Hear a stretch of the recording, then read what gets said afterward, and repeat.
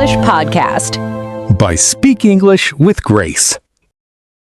Imagine this. Your boss asks you to stay late for the third time this week. Your best friend wants you to help them move furniture on your only day off.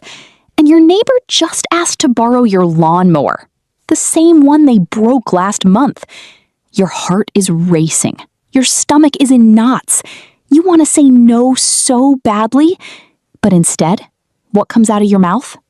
A quiet, shaky little voice that says, "Okay, sure." Does that sound like you? If you feel like a yes man or a yes woman while the rest of the world walks all over you, then stay tuned. Because today, we are unlocking the secret power of a tiny 2-letter word, a word that will change your life. Wow, Mona. It's like you've been reading my diary, or at least looking at my calendar. I think I've said yes to at least 5 things today that I actually have zero time for. I'm exhausted just thinking about it. Hello, everyone, and welcome back to the Hop English podcast. I'm Mona, your host, and I'm here with my wonderful co-host, Steven. Today, we are diving deep into the world of assertiveness and the art of saying no. And let me be very clear about something right from the beginning. This isn't about being bossy or mean or selfish. This is about respect. Respect for others, yes, but most importantly, respect for yourself. I really need this today. I always feel like if I say no, people won't like me anymore. Is that just me? Not at all, Steven. In fact, millions of people feel exactly the same way. Why? Because many of us were taught from a very young age that saying no is impolite, inconsiderate, even rude. But here's the catch. If you never say no, your yes doesn't actually mean anything. It just means you're overextended, exhausted, and secretly resentful. Today, we're going to teach you how to find that perfect middle ground. The middle ground? What does that look like? Great question. Think of it like a straight line or a spectrum. On the far left end, you have what we call aggressive. That's when you only care about your own needs. You stomp on everyone else's rights to get what you want. The aggressive person thinks, my way or the highway. I win, you lose. On the far right end, you have passive. That's when you let everyone else ignore your needs just to keep the peace. The passive person thinks, don't rock the boat. Just say yes. It's easier. You win, I lose. But right in the dead center is assertiveness. That perfect middle ground where you respect yourself and you respect others. Assertive people think, I matter, you matter. We can both win. So it's about standing up for myself without being a jerk? Exactly. It's being confident and self-assured without being aggressive. And here's the good news, Steven. It's not a personality trait you're born with. It's a communication skill. And anyone can learn it, even you. Okay, I'm ready. Where do we start? We start with the language of assertiveness because the words you use change everything. For our beginner English learners listening, and for everyone who wants to sound more confident, this is very important. Teaching mode. Assertive people use what we call I statements, not you statements. Let me show you the difference. A you statement sounds like this, in a harsh, accusatory tone. You always make me stay late. You never think about my time. What happens when someone says that to you? You get defensive, right? Your brain says, that's not true. Let me argue back. Now listen to an I statement for the exact same situation. Calm, firm, warm tone. I feel overwhelmed when I have to work past 6 o'clock. I need to leave on time to take care of my family. Oh, I see. Using I makes it about my feelings, not their mistakes. That feels much safer, less like an attack. Exactly. And when you don't attack someone, they don't need to defend themselves. That's how real conversations happen. Not fights, conversations. Let me give you one more example. A you statement for a social situation. You never invite me to anything anymore. Defensive response? That's not true. I invited you last month. Now, the I statement. I feel left out when I don't get invited to group dinners. It would mean a lot to be included. See the difference? The first one starts a fight. The second one starts a conversation. Exactly. And when you don't attack someone, they don't need to defend themselves. That's how real conversations happen. Not fights, conversations. Let me give you one more example. A you statement for a social situation. You never invite me to anything anymore. Defensive response? That's not true. I invited you last month. Now the I statement. I feel left out when I don't get invited to group dinners. It would mean a lot to be included. See the difference? The first one starts a fight. The second one starts a conversation. Okay, Stephen, and everyone listening at home, let's do some real speaking practice. I'll say a sentence, you repeat after me. Out loud. Don't just think it, say it. Your brain needs to hear your own voice saying these words. Ready? Sentence number 1.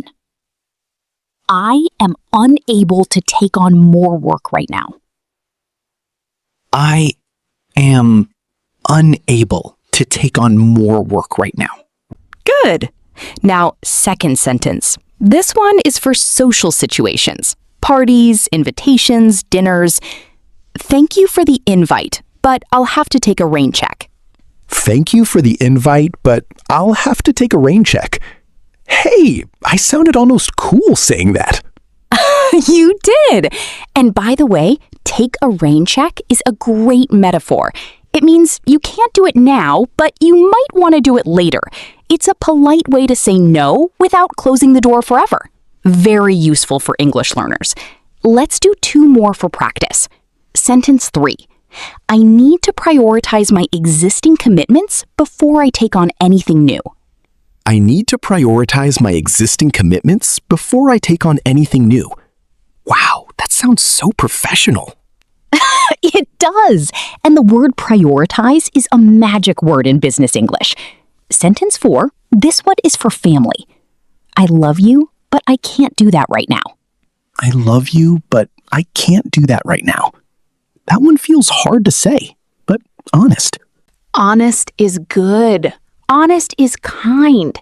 Fake yes is not kind. It's a lie. But Mona, why is it so hard? Why is it so hard to just say those 2 letters? N-O. Why does it feel like jumping off a cliff every time we try? That's a deep question, Stephen.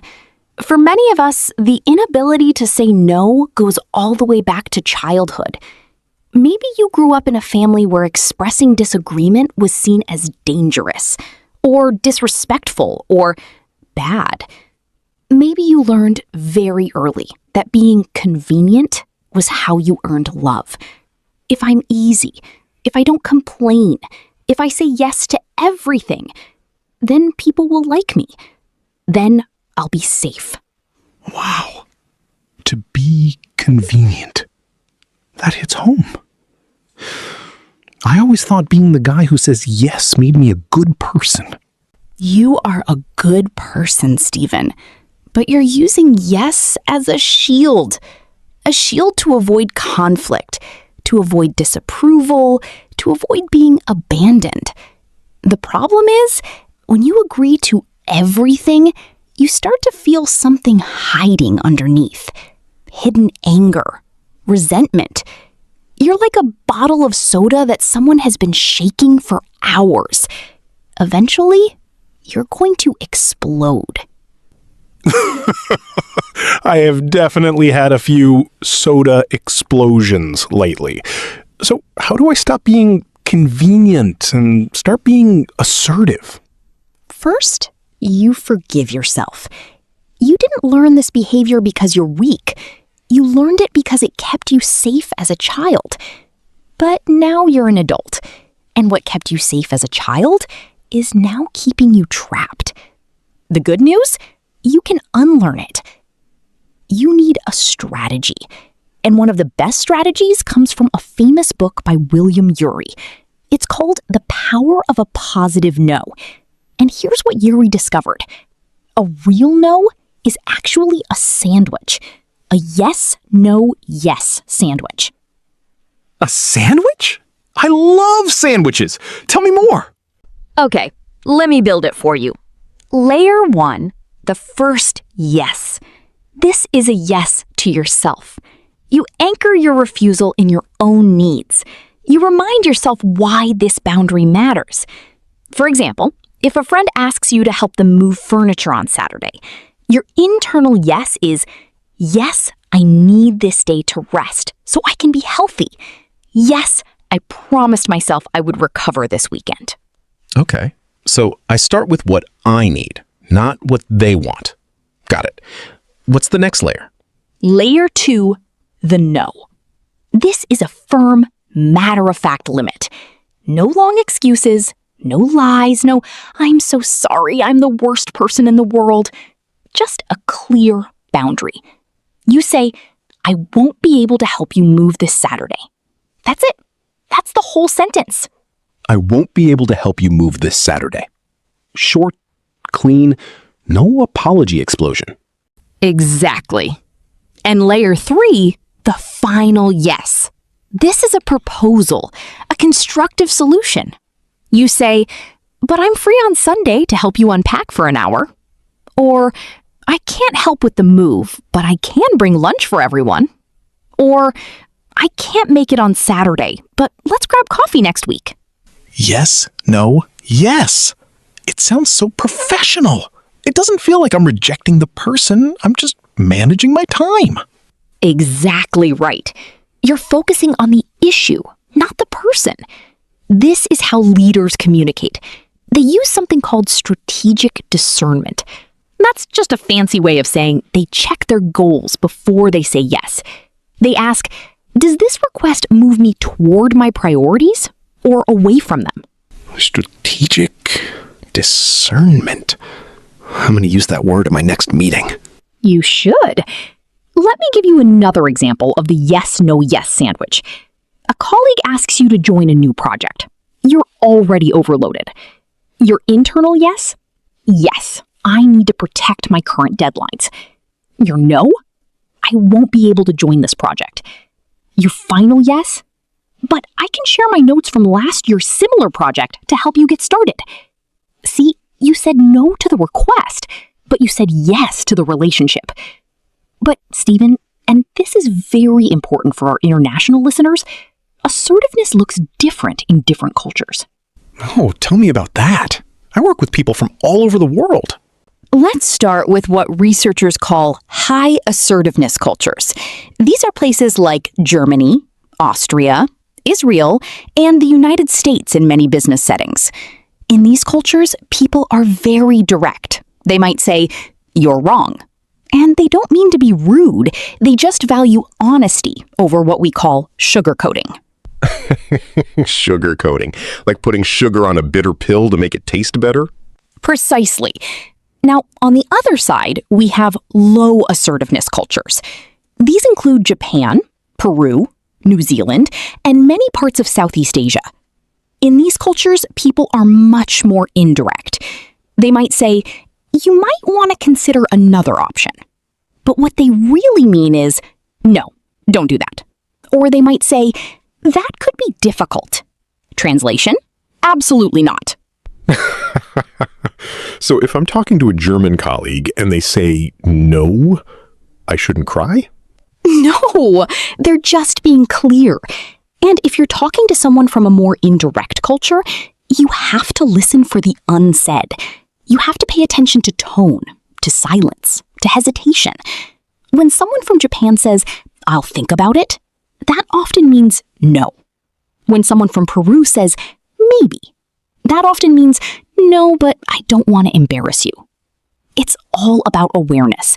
The same sentence can mean completely different things in different cultures. So assertiveness isn't one size fits all. Exactly. The goal is not to be direct in every culture. The goal is to be effective.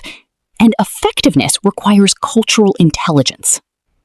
This is so helpful, Mona. But what if I say no when the person keeps pushing? You know those people, the ones who just won't take no for an answer? Ah, for those people, we have the broken record technique. Like an old vinyl record that's scratched and plays the same thing over and over? Exactly. Here's how it works. You calmly repeat your refusal without changing the words, without getting angry, without explaining more. Watch this. They say, "Oh, come on, Stephen. Just for an hour, please." You say, calm, low voice, "I understand, but I'm not available this weekend." They say, "But I really need you. You're the only one who can help."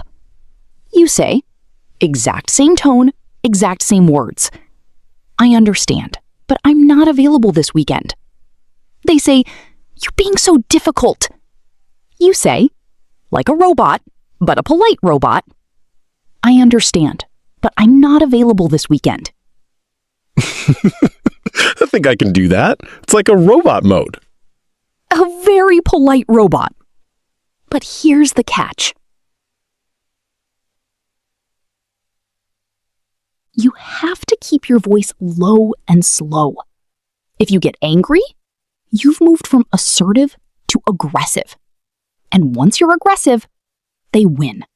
Because now they can say, "See, you're being unreasonable." Stay calm, low, and slow. Got it. And here's a pro tip. Don't say sorry in your broken record. Not, "I'm sorry, but I'm not available." Just, "I'm not available." When you add sorry, you weaken your boundary. You're apologizing for having a need, and you don't need to apologize for that. What about when people criticize you?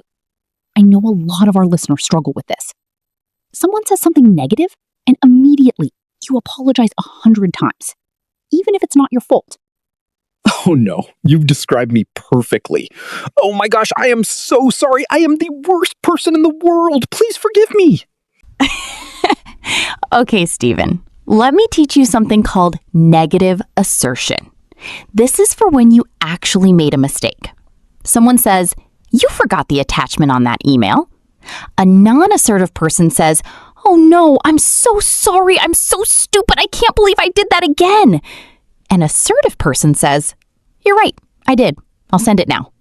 No drama, no shaking, just facts. That sounds so much cleaner and faster and less exhausting. Exactly. And there's another cool technique called fogging. Fogging? Like the weather? Sort of. Fogging is when you agree with a small part of what someone is saying to avoid a bigger fight. Here's an example. Someone says, "You are always late for these meetings." The truth is, you were late today, but you are not always late. An assertive person uses fogging and says, "You're right, I was late today." That's it. You agree with the part that is true. You don't agree with the insult. Oh, I see. It's like throwing a punch at a cloud of fog. There's no hard wall to hit, no resistance. So the argument just stops dead in its tracks. Because if I don't fight back, they have nothing to push against. That's exactly right, Stephen. Perfect. Fogging gives them no hard surface to hit. You're not defending. You're not attacking. You're just fog. And you can't argue with fog. So if someone says, "You never listen to me," I can say, "You're right, I interrupted you just now." Not, "You're right, I never listen." Just the part that's actually true. You've got it. Let me give you one more fogging example. Critic, "You're so selfish." Fogging response, "You're right. I did put my own needs first in this situation." That's it. You don't say, "I'm always selfish." You just agree with the specific, small truth. And watch what happens. They run out of steam because you're not giving them a fight. Now, let's talk about a real power tool for assertiveness. This was created by researchers Sharon and Gordon Bauer. It's called the DESC script. DESC. What does it stand for? D is for describe. You describe the behavior objectively. Just the facts. No judgment, no you always, or you never. E is for express. You express how you feel, using those I statements we talked about. S is for specify. You specify exactly what you want to change. Be specific, be clear. C is for consequences. You explain the positive outcome if they agree. What's in it for them? Can we try an example? I have a perfect one. My roommate always leaves his dirty dishes in the sink, and it drives me crazy. Perfect scenario. Let's write a DESC script together, right now. Ready? D. Describe. Last night, there were dirty dishes left in the sink again. Just the facts. No, you're so lazy. No, you never clean up. Okay, just what happened? E. Express. I feel frustrated when the kitchen is messy because I like to cook in the morning and I need a clean space. That's not attacking him, that's just me sharing my feeling. Specify. I'd like you to put your dishes in the dishwasher before you go to bed each night. Specific, clear, actionable. Before you go to bed. Not sometime, not whenever. And finally, C. Consequences. If the kitchen is clean in the morning, I'll be happy to make breakfast for both of us. Wow. That is so much better than me just slamming cabinet doors and hoping he notices I'm mad. Yeah, passive aggression never works, Stephen. It just makes everyone confused and angry. The DESC script is direct, but it's also kind because it offers a positive reward. Let me give you a workplace DESC script. D.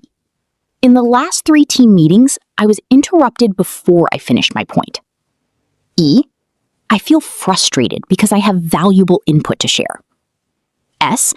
I would like to finish my speaking turn before anyone responds. C. If we all let each other finish, our meetings will be shorter and more productive. That's beautiful. I'm using that tomorrow. Before we continue, Stephen, let's answer a question we received from a listener. Maria from Brazil wrote to us. She says, I tried saying no to my boss last week. He got angry. Now I'm scared to try again. What did I do wrong? Oh no. Poor Maria. What do we tell her? Maria, you probably didn't do anything wrong. Here's the truth that nobody tells you. When you first start setting boundaries, the people who benefited from you having no boundaries will get upset. Not because you did something bad, but because they lost something they liked. Your boss liked having an employee who always said yes. It was convenient for him.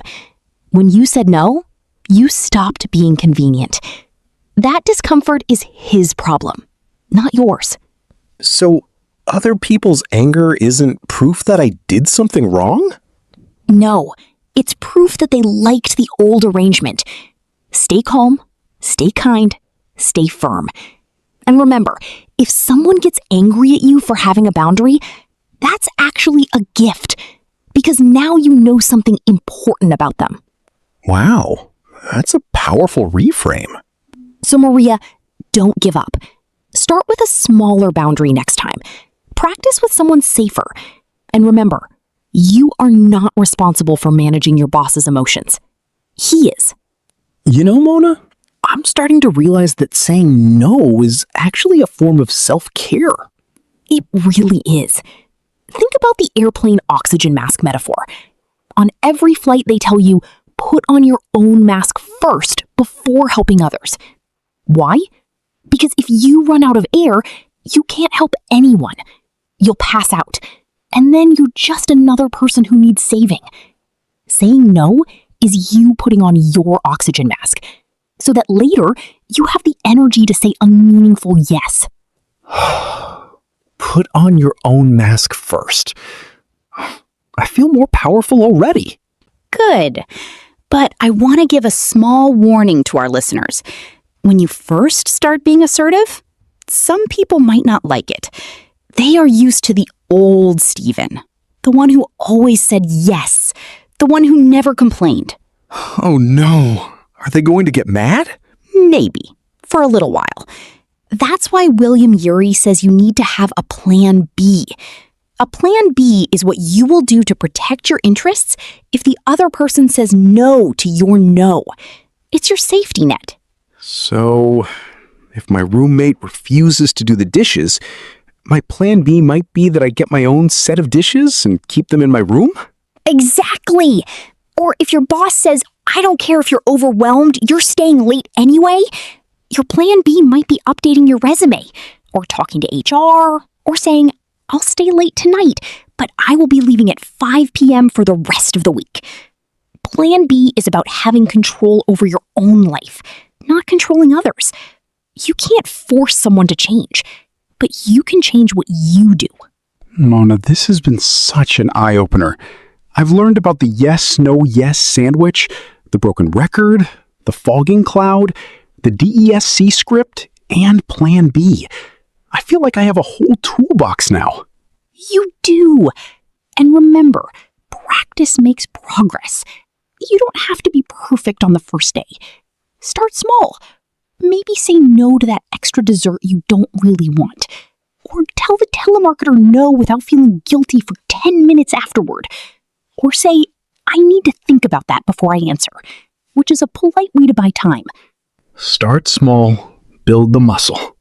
And you are wonderful listeners. What is one thing you are going to say no to this week so you can say yes to yourself? Think about it. Say it out loud. Write it down. We want to hear your assertive stories. Yes!